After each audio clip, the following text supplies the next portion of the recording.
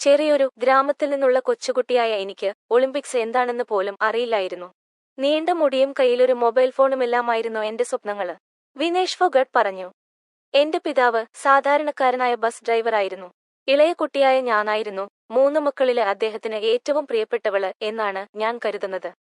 ഒരു ദിവസം മകള് ആകാശത്ത് ഉയരത്തില് വിമാനം പറപ്പിക്കുന്നത് താഴെ റോഡിലൂടെ ബസ് ഓടിക്കുമ്പോള് താൻ കാണുമെന്നും ഞാന് മാത്രമാണ് അച്ഛന്റെ സ്വപ്നങ്ങള് സാക്ഷാത്കരിക്കുക എന്നും അദ്ദേഹം പറയുമായിരുന്നു.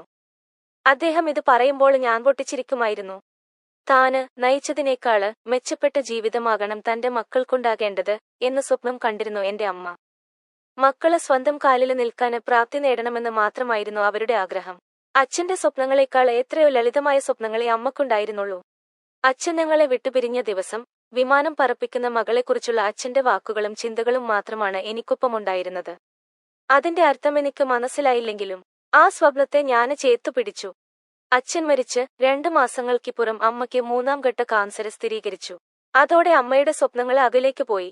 വിധവയായ അമ്മക്കുവേണ്ടി കുട്ടിക്കാലം ത്യജിച്ച 3 കുട്ടികളുടെ കഥ ഇവിടെയാണ് തുടങ്ങിയത്. എന്റെ സ്വപ്നങ്ങളായ നീണ്ട മുടിയും മൊബൈൽ ഫോണുമെല്ലാം ജീവിതയാഥാർത്ഥ്യങ്ങൾക്ക് മുന്നില് മാഞ്ഞുപോയി. അതിജീവനം മാത്രമായി ലക്ഷ്യം.